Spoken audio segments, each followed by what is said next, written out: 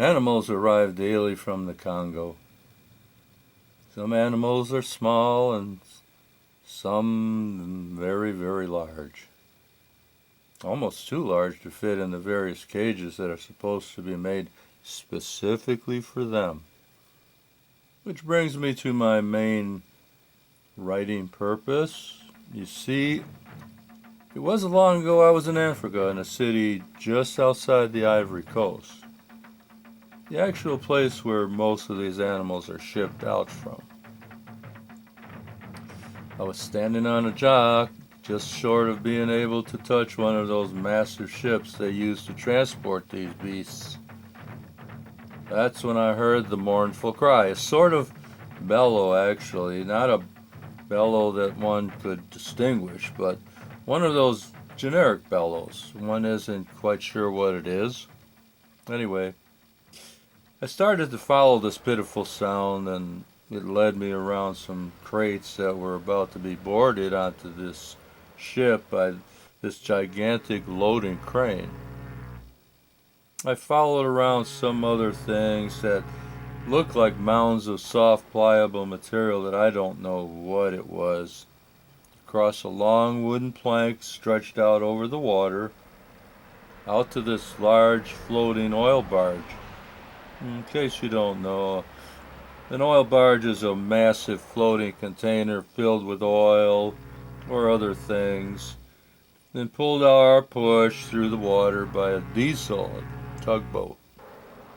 Well, anyway, I said to myself, are you going to see where that sound is coming from, or are you just going to turn around and walk away? I turned around and started to walk away. Wait a minute, I yelled loudly to myself. You're not leaving until you see what that pleading sound is.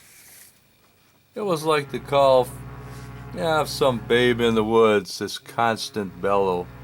A furry animal away from its mother, I don't know. It was an appeal for help, that's the way it sounded. Like a bewildered appeal for help. The sound led me to this dark hole on the side of, well, what looked like a giant coconut. Actually, the more I think of it, it was more like a giant avocado, only with hair on it. Maybe a kiwi, or what I think a kiwi looks like. Since I never really saw a kiwi. Let's see. Oh yes, the sound.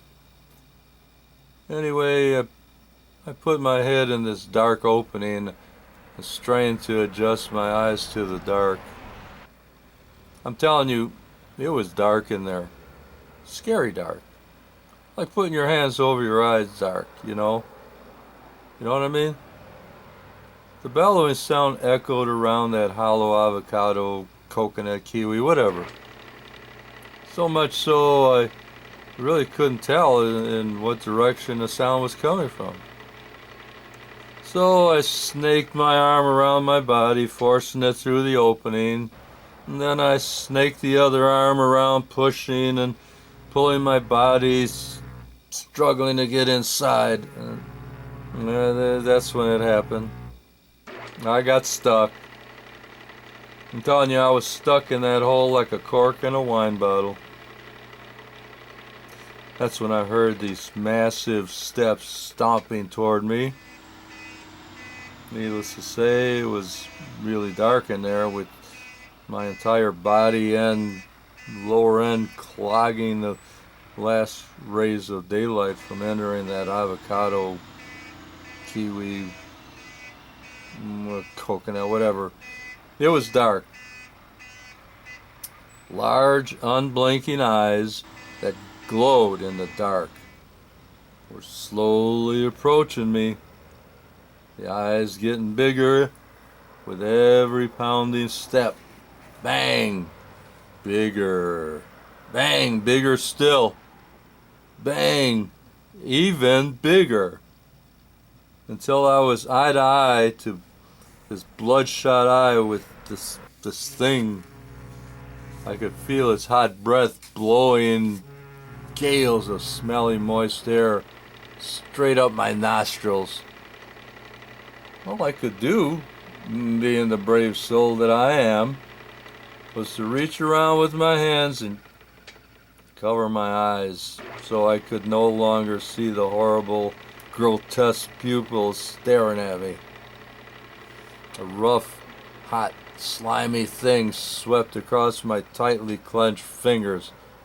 It was tasting me for a morsel. There it was again, only this time it slurped across my forehead, down along the bridge of my nose, and eventually across my tightly closed lips.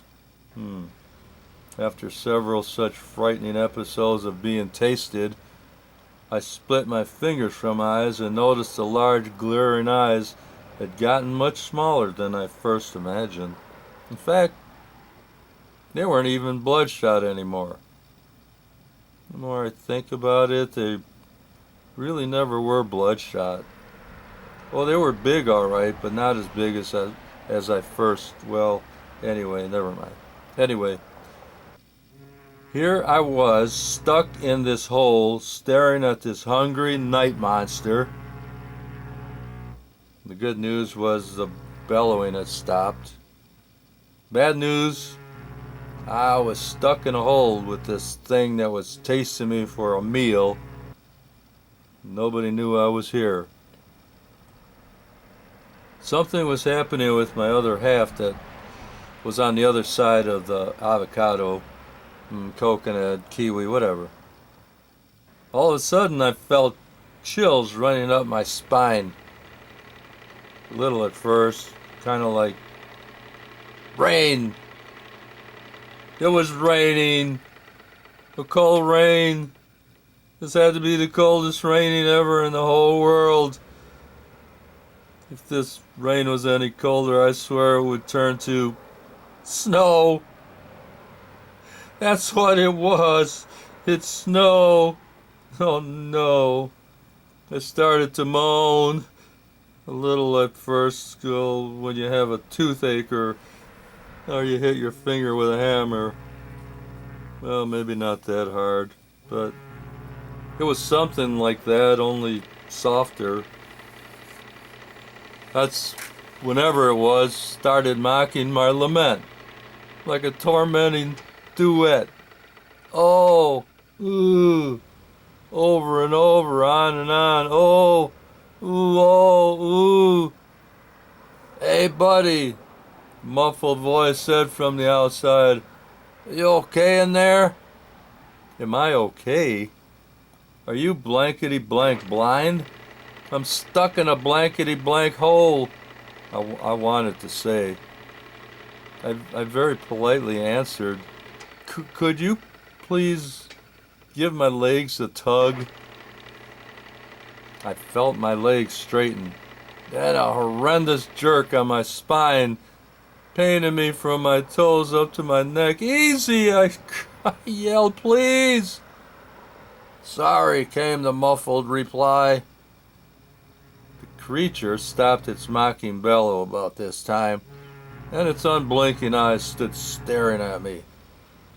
Just then my legs straightened again, but this time I felt two pair of hands on each leg, each pulling, pushing, yanking, and tugging, each going their own way. Hey, I yelled. I'm not a blankety blank wishbone. Take it easy, please. Sorry, came the dual reply. That's okay, I said. Am I moving out at all? Out? One of the muffled voices replied. Yes, out, the other voice said. Out, not in. A moment of silence. Then my legs straightened again. This time I felt a straight, even pull. Wham! Wham! My head was bouncing off the floor of the avocado, coconut, kiwi, whatever, as they lifted my legs up and shoved them down like a kid's seesaw in the park. Wham! My head hit the floor for the last time. I came flying out of that avocado, coconut, kiwi, whatever, and I landed heavily on the snow-covered barge, staring up at these two burly shiploaders, grinning from ear to ear, while dusting their dirty hands with accomplishment. "There you go, mate," one of them said humorously. "Now don't go crawling around places you don't fit, 'cause we won't always be around to help you out," said the other. I nodded my approval, and as they walked across the wooden plank, snickering, me feeling ever so stupid, the hot, wet, slimy meat darting in and out of my ear, spun my head around as these two tiny arms wrapped tightly around my neck, a wee bit face staring at me as I picked myself up from the wet snow, with a small, wiry monkey holding tight to my shoulder. "What were you doing inside that avocado coconut kiwi?"